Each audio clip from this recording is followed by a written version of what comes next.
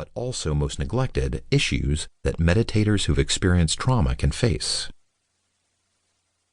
As listeners of this book will know, mindfulness has exploded in popularity. From schools and clinics to prisons and businesses, mindfulness and meditation are now practiced in a variety of settings, with research backing up their benefits. Yet, the notion that mindfulness and meditation can be a cure-all for countless conditions and problems, including trauma, has had some unintended consequences. We have all heard of the benefits of meditation, and for many people who practice regularly, those benefits become a reality.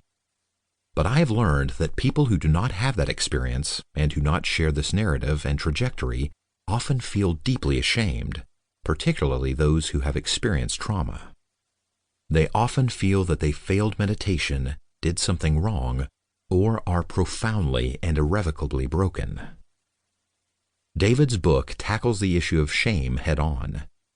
It challenges the notion that those who experience these difficulties are simply flawed or not good meditators. Many of the meditators who contact me, often teachers themselves, express humiliation around the inability to manage their symptoms with meditation. David shows us the perils for trauma survivors practicing mindfulness, explains why they exist, and introduces grounded practices that support a safe and transformative trauma-sensitive practice.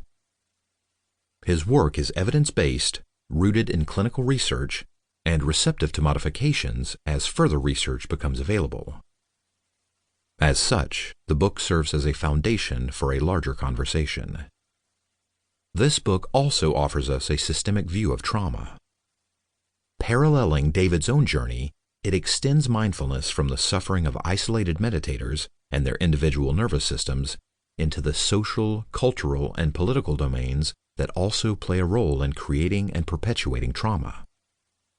While the idea of interdependence, that we are all deeply interconnected and influencing each other, is not new to the mindfulness community, it is often presented as a kind of metaphysical salve of unity that inspires pro-social behavior but does not require deep personal confrontation.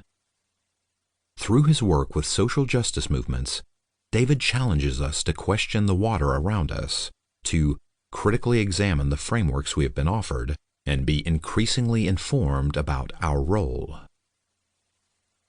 Trauma-sensitive mindfulness comes at a time when a more nuanced conversation around mindfulness and meditation is desperately needed. I've spent the majority of my academic career advocating for such dialogue, whether in my classroom, at my lab, at academic conferences, or mindfulness-based interventions teacher trainings, or with journalists searching for catchy taglines about the merits of mindfulness. Sometimes I've felt like a lone voice in this pursuit, arguing that we need to be careful about the use of contemplative practices and increase our awareness of the potential difficulties people face. But recently, more and more of my colleagues are joining in.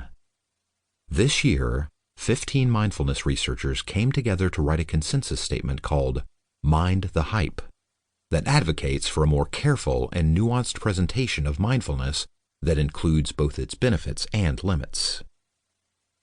These approaches aren't meant to discourage people from meditating. On the contrary, their purpose is to make the practices more powerful and applicable to a contemporary audience. With this book, I'm happy to say we're taking a further step together in this new direction. David has created a rigorous, accessible, empirically grounded resource for those of us looking to teach and practice mindfulness in a trauma-sensitive way. It's a timely gift, and one that I hope helps you as much as it helped me. Willoughby Britton, Ph.D., Brown University. Introduction. Why trauma-sensitive mindfulness?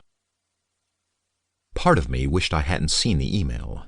It was well past midnight, and I'd impulsively checked my inbox one last time before bed. Please help, the subject line read. Crisis with meditation. I leaned back in my chair, reading on. It was the third such email I'd received that month. The message was from Nicholas, a high school teacher in Vermont who'd come across an article I'd written on adverse responses to mindfulness.